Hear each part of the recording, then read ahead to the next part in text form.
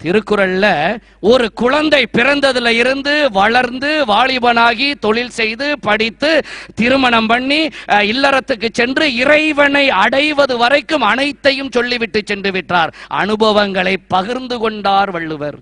ஏன் 1330 குறள்? ஏன் இந்த 1330 குறள்? கூட்டி பாருங்க, 7. மிகப்பெரிய ஆன்மீக அறிஞன் சொன்னார், ஏன் வள்ளுவர் 1500 குறள் எழுதியிருக்கலாம், 1300 முடித்திருக்கலாம், ஏன் 2000 குறள்கள் எழுத முடியாதா அவர்னால? அது என்ன 1330 குறள்? எல்லாமே ஒரு மேத்தமெட்டிக்கல் கால்குலேஷன், எல்லாமே ஒரு கணக்கு தாங்க வாழ்க்கை. ஒரு நாளைக்கு 21,600 மூச்சு. அந்த மூச்சு கூட போனா ஆயுள் குறையும், குறைந்தால் ஆயுள் கூடும். இது ஒரு கணக்கு.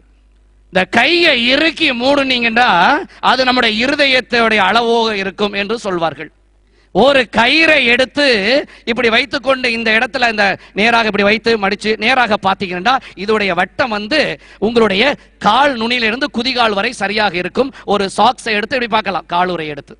அதே மாதிரி அந்த காலத்துல என்ன பண்ணுவாங்க, ஒரு கால் சட்டை போட வேண்டும் என்றால் ட்ரவுசர் சில்வர், அதை என்ன பண்ணுவாங்க, கழுத்துல வச்சு அளவு பார்ப்பாங்க. ஏன் கழுத்துல வச்சு அளவு பார்க்கறாங்க? கழுத்துல இருக்கின்ற 2 வட்டம், அதாவது அதோடைய வட்டம் 2 மடங்கு என்றால் அது இடுப்பு சரியா 1 மடங்காக இருக்கும். அதை அப்படி மடிச்சு வச்சு கழுத்துல பார்த்தா அந்த கால் சட்டையை நாம் போடலாம். எப்படி இருக்கணும்? கழுத்து 2, அதோடைய வட்டம் 2 மடங்கு என்றால் அது இடுப்பு சுற்றளவு 1 மடங்காக இருக்க வேண்டும். அப்படிங்கிறது ஒரு கணக்கு இருக்க வேண்டும். நான் எதுக்கு சொல்ல வருகின்றேன்? 1 3 3 சுழியம் 0 நீங்கள் கூட்டி பார்த்தால் 7. மிக அற்புதமான ஒரு கணக்கு, வாழ்வியல் சட்டம்.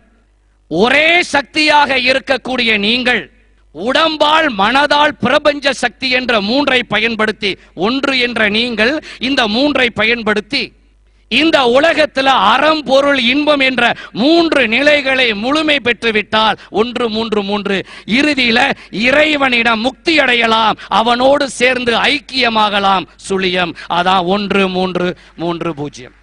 எவ்வளவு தெளிவாக ஒரு கணக்கை தந்துவிட்டு சென்றிருக்கின்றார். அது மட்டுமல்ல, எந்த குறளை நீங்கள் எடுத்துக்கொண்டாலும் அது 7 வார்த்தைகள்ல தான் முடியும்.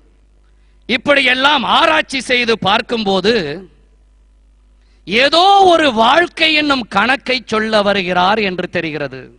ஏதோ நம்மிடம் அனுபவத்தை பகிர்ந்து கொண்டு தான் பெற்ற இன்பங்களை, அந்த வெற்றிகளை இந்த மனிதர்களுக்கு எடுத்து சொல்லி அவர்களும் நம்மளை போல வாழ வேண்டும் என்ற அந்த நல்ல எண்ணத்தில் அவர் சொல்லிவிட்டு சென்றதுதான் திருக்குறள்.